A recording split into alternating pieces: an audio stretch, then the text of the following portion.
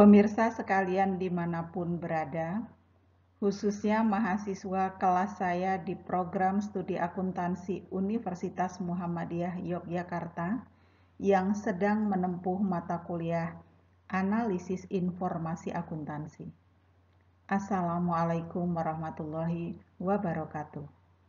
Dalam video learning kali ini, saya akan menyampaikan topik analisis aktivitas operasi. Seperti materi-materi sebelumnya, materi yang akan saya sampaikan bersumber dari buku Analisis Laporan Keuangan KR Subramanyam. Saudara, setelah mengikuti video learning ini, diharapkan saudara memiliki kemampuan untuk 1. Menjelaskan konsep pengukuran laba dan implikasi terhadap analisis aktivitas operasi.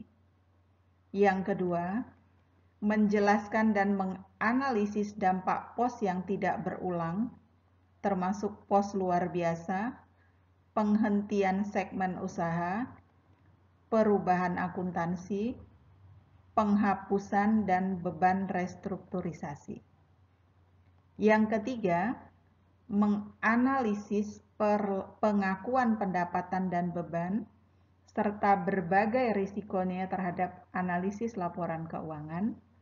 Yang keempat, menganalisis beban tangguhan, termasuk pengeluaran untuk penelitian, pengembangan, dan eksplorasi.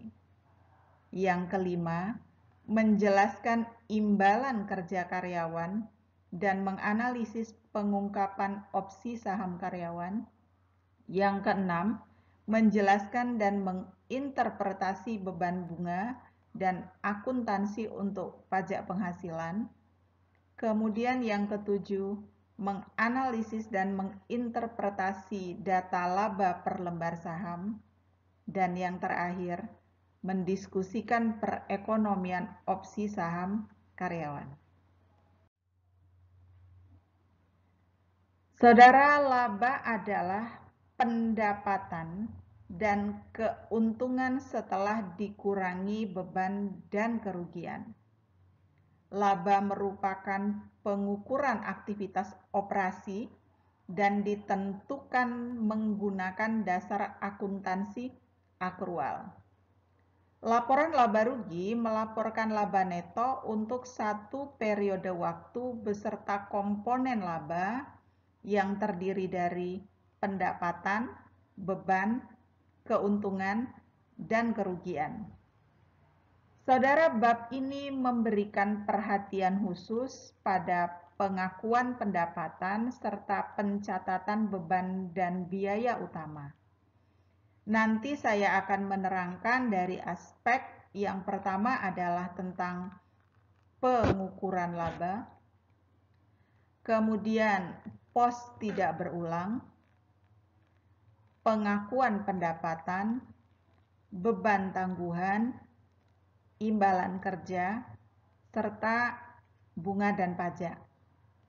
Materi ini akan saya bagi menjadi dua bagian, bagian 1 dan bagian 2. Yang pertama tentang pengukuran laba. Saudara, laba merupakan ringkasan hasil aktivitas operasi usaha yang dinyatakan dalam istilah keuangan. Laba merupakan pengukuran atas perubahan kekayaan pemegang saham maupun estimasi laba pada masa depan. Terdapat dua konsep alternatif laba, yaitu laba ekonomi dan laba permanen. Ya. Nah, laba ekonomi biasanya merupakan arus kas ditambah dengan nilai wajar dari aset. Berdasarkan definisi ini, laba mencakup baik komponen yang sudah direalisasi berupa arus kas maupun yang belum. Dengan kata lain, laba ekonomi mengukur perubahan nilai pemegang saham. Laba ekonomi mengukur dampak keuangan terhadap seluruh kejadian secara komprehensif yang ada di dalam perusahaan atau organisasi. Namun demikian, perlu diperhatikan adalah dalam laba ekonomi merupakan gabungan dari laba untuk komponen berulang dan laba untuk komponen yang tidak berulang. Laba permanen disebut juga laba berkelanjutan atau laba yang berulang. Merupakan rata-rata laba stabil yang ditaksir dapat diperoleh perusahaan sepanjang umurnya dengan kondisi usaha masa sekarang. Laba permanen mencerminkan fokus jangka panjang, berbeda dengan laba ekonomi yang mengukur perubahan nilai perusahaan. Laba permanen merupakan proporsi langsung dari nilai perusahaan.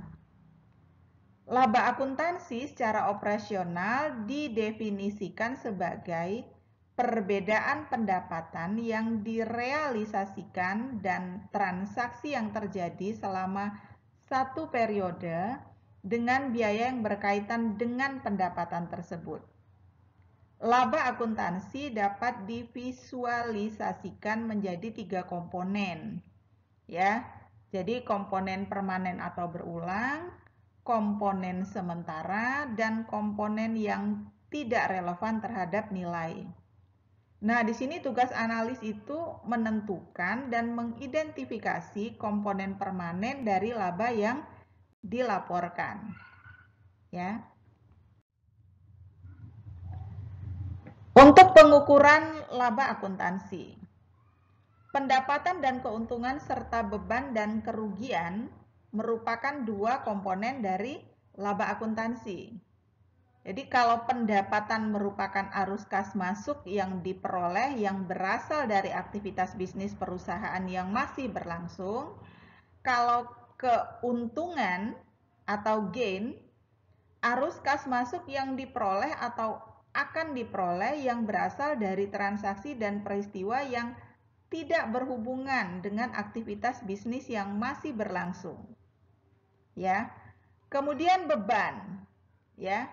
Nah, kalau beban adalah arus kas yang terjadi atau akan terjadi atau alokasi arus kas keluar masa lalu yang berasal dari aktivitas bisnis atau perbisnisan yang masih berlangsung.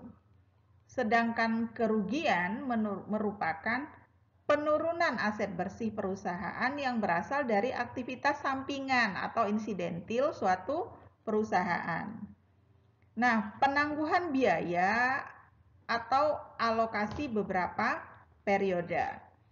Arus kas keluar untuk biaya atau kerugian tidak selalu harus terjadi bersamaan saat beban dan kerugian diakui. Ya. Jadi sudah jelas perbedaan antara pendapatan dan keuntungan serta beban dengan kerugian. Bagaimana klasifikasi dan pengukuran laba alternatif? Nanti akan kita lihat perbedaan laba operasi dan laba non-operasi, serta laba berulang dan tidak berulang. Ya. Nah, jadi ada 2 alternatif pendekatan pengukuran laba akuntansi. Pada alternatif pertama adalah mengenai komponen pengukuran berdasarkan laba operasi dan laba non-operasi tadi, ya. Jadi alternatif yang kedua adalah pengklasifikasian komponen laba berdasarkan bisa tidaknya laba tersebut berulang yang membagi laba berdasarkan komponen laba berulang dan tidak berulang. Nah, pengukuran laba ini begitu penting. Terkadang orang membedakan pengklasifikasian berdasarkan operasi dan non-operasi, kadang-kadang membedakan berdasarkan komponen berulang dan tidak berulang, sesuai dengan kebutuhan. Ya. Jadi laba operasi itu merupakan pengukuran laba perusahaan yang berasal dari aktivitas operasi yang masih berlangsung. Ya, ada 3 aspek laba operasi dari aktivitas operasi, berfokus pada laba perusahaan keseluruhan, bukan hanya untuk kreditor dan pemodal.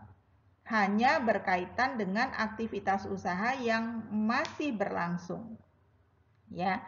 Jadi itu aspek-aspek yang dimaksud tadi ya dari aktivitas operasi. Jadi ada 3 ya. Nah, kalau laba non operasi mencakup seluruh komponen laba yang tidak termasuk dalam laba operasi. Ya. Nah, kemudian untuk laba berulang, yaitu laba yang diharapkan akan terus terjadi. Kalau laba tidak berulang, laba yang hanya sekali saja terjadi.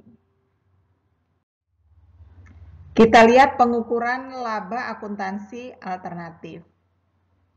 Di sini kita lihat ada laba bersih, pendapatan komprehensif, laba operasi yang masih berlangsung, dan laba inti. Laporan laba rugi jadi biasanya melaporkan bagian-bagian tersebut. Laba bersih itu merupakan hasil akhir dari pengukuran laba. Kemudian pendapatan komprehensif itu mencerminkan hampir seluruh perubahan pada ekuitas yang tidak berasal dari aktivitas pemilik. Sedangkan laba operasi yang masih berlangsung merupakan pengukuran yang mengeluarkan pos luar biasa, dampak kumulatif perubahan akuntansi, dan dampak penghentian operasi. Selanjutnya, laba inti itu yang mengeluarkan seluruh pos yang tidak berulang dan dilaporkan pada satu baris terpisah dari laporan laba rugi. Nah, di sini kita lihat penghasilan komprehensif. Ya. Saudara, pendapatan komprehensif itu dihitung dengan menyesuaikan laba bersih dengan pos kelebihan kotor, yang jika digabung akan menjadi pendapatan komprehensif. Pendapatan komprehensif mencakup surplus bersih dan surplus kotor. Jadi kita lihat di sini adalah bagian dari penghasilan komprehensif. Jadi di sini misalnya ada laba neto, ya, dalam laporan laba rugi ada laba neto. Nah, nanti kemudian di sini dilaporkan penghasilan komprehensif lain. Bisa ditambah dari keuntungan yang belum direalisasi atas efek yang dapat diperdagangkan, atau kalau rugi berarti dikurangi. Ya. Juga bisa ditambahkan dari keuntungan yang belum direalisasi atas instrumen derivatif atau dikurangi kerugian kalau dia rugi. Lalu ditambah atau dikurangi dengan penyesuaian penjabaran mata uang asing, tergantung apakah terjadi penurunan atau kenaikan. Kalau kenaikan berarti kan ditambah. Kemudian ditambah atau dikurangi dengan penyesuaian imbalan pasca kerja. Ya. Nah, di sini dikasih contoh saja, misalnya dianggap untuk keuntungan yang belum direalisasi berarti menambah, kemudian keuntungan yang belum direalisasi atas instrumen derivatif juga dianggap menambahkan, tapi kemudian penyesuaian penjabaran mata uang asingnya dianggap menurun ya nilai tukarnya, kemudian juga penyesuaian imbalan pasca kerja itu dianggap misalnya mengurangi. Nah, kemudian nanti penghasilan komprehensif ini dijumlahkan semua, lalu laba neto ini akan kita tambahkan ya dengan penghasilan komprehensif lain, maka di sini akan mendapatkan penghasilan komprehensif. Ya. Saudara, yang berikutnya adalah tentang pos tidak berulang.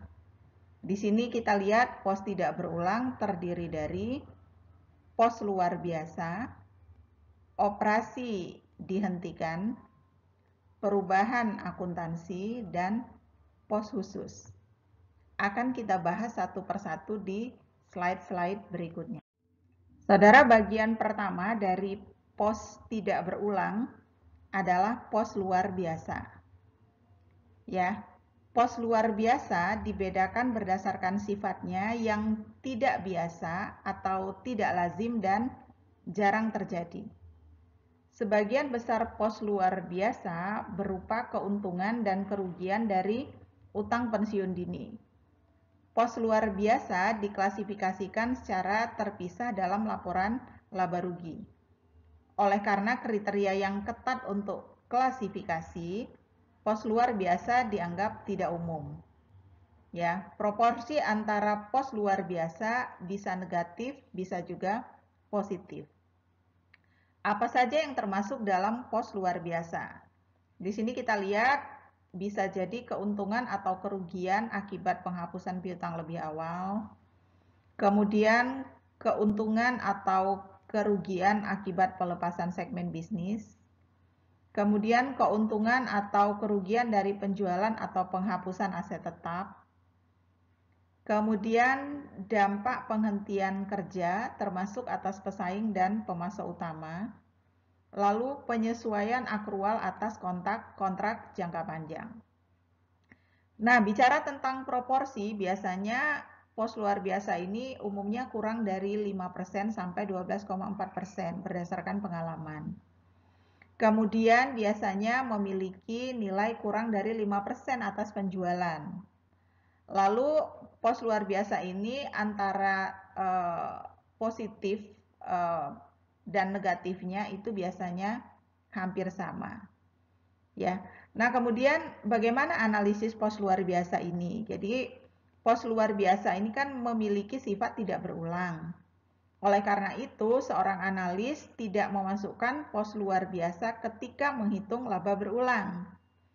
Pos luar biasa juga ini biasa tidak dimasukkan pada laba ketika membandingkan laporan antara beberapa waktu atau antar perusahaan.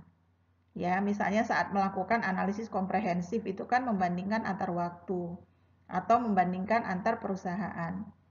Nah, saat itu maka pos luar biasa ini dikeluarkan.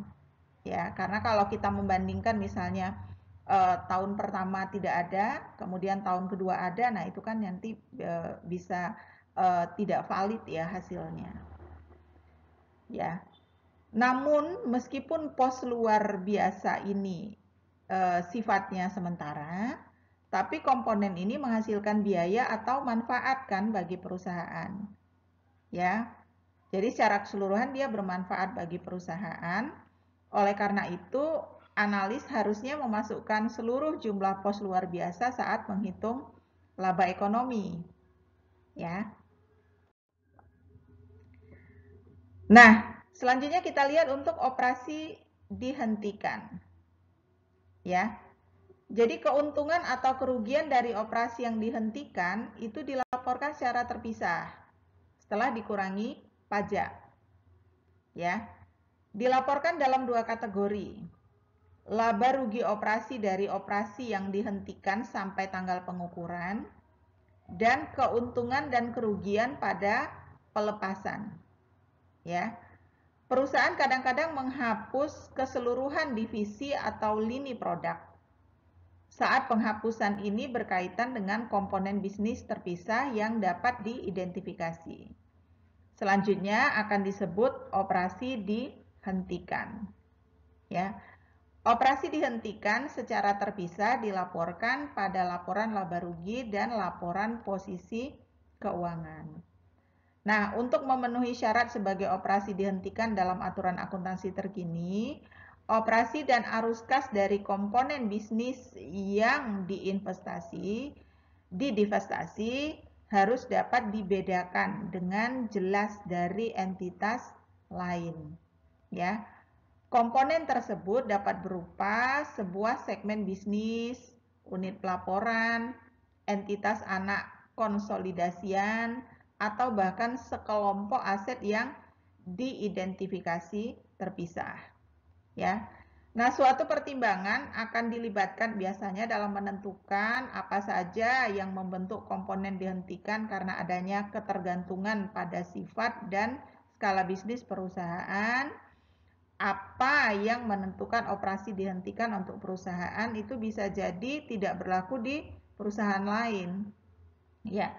Perusahaan juga mencatat keuntungan atau kerugian dari operasi dihentikan ketika mereka menjual hak pengendaliannya, baik keseluruhan, secara keseluruhan atau sebagian, ya.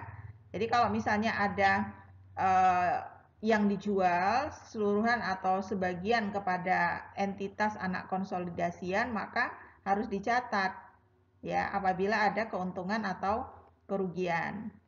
Ya, dengan memperhatikan kondisi keuangan perusahaan, itu analis harus menghapus aset dan liabilitas dari operasi yang dihentikan pada laporan posisi keuangan. Jadi kalau misalnya asetnya itu sudah tidak digunakan atau dihentikan, maka kan harusnya dihapus ya dari bagian aset, ya, kecuali kalau dia sudah dipindahkan. Nah, jumlah aset dan liabilitas ini biasanya diberikan dalam pengungkapan catatan kaki.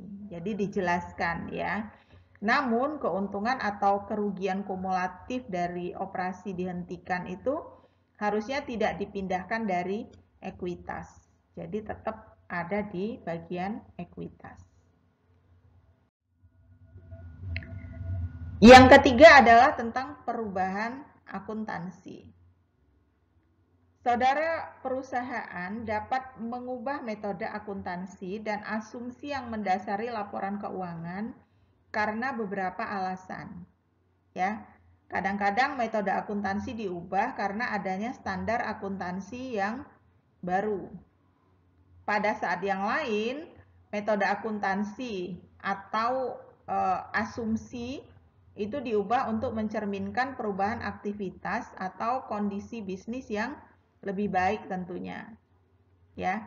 Nah, standar akuntansi membedakan 4 jenis perubahan akuntansi.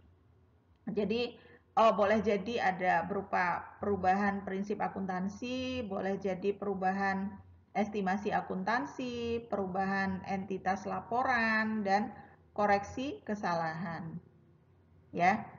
Nah, analisis perubahan akuntansi ini bisa kita lihat ya.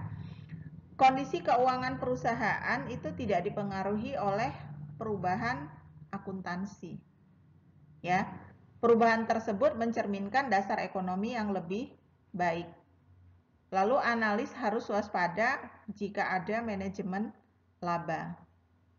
Lalu analis harus menilai dampak perubahan akuntansi pada perbandingan antar waktu. Karena kalau melakukan perbandingan antar waktu, ada perubahan akuntansi tentu kadang-kadang akan berpengaruh ya terhadap hasil analisisnya nanti. Ya.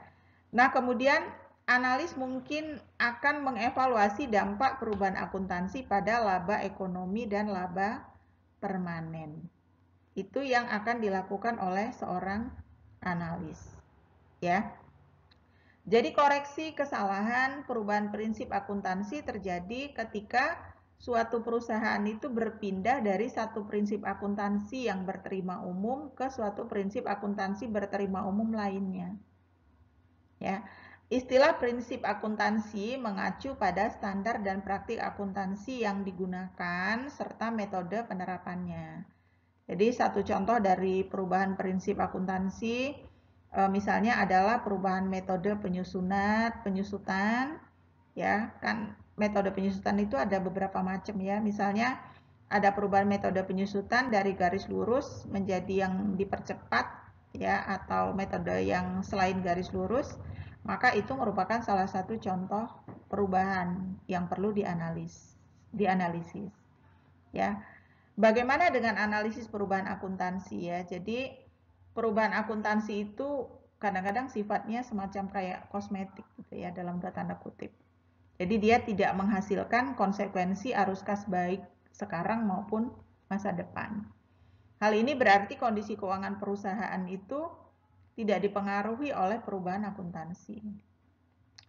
Kemudian meskipun perubahan akuntansi itu bersifat kosmetik tadi, ya, perubahan tersebut terkadang mencerminkan realitas ekonomi dengan lebih baik. Misalnya keputusan perusahaan untuk memperpanjang masa manfaat, mestinya yang dapat disusutkan mungkin sebagai upaya untuk mengaitkan biaya dengan pola penggunaan yang sebenarnya agar menjadi lebih baik. Ya, pada prinsipnya kondisi yang diperlukan untuk perubahan metode akuntansi adalah agar perubahan tersebut mencerminkan dasar ekonomi yang tentunya diharapkan lebih baik, ya. Nah, di sini analis juga harus waspada terhadap kemungkinan adanya manajemen laba. Ya, jadi manajemen laba tidak jadi masalah dengan adanya penerapan standar baru, meskipun manajer mungkin mencari waktu yang lebih tepat dalam penerapannya pada periode yang dampaknya paling menguntungkan atau setidaknya merugikan, ya. Namun dalam masalah perubahan akuntansi yang sukarela, manajemen laba mungkin merupakan sebuah motivasi, ya.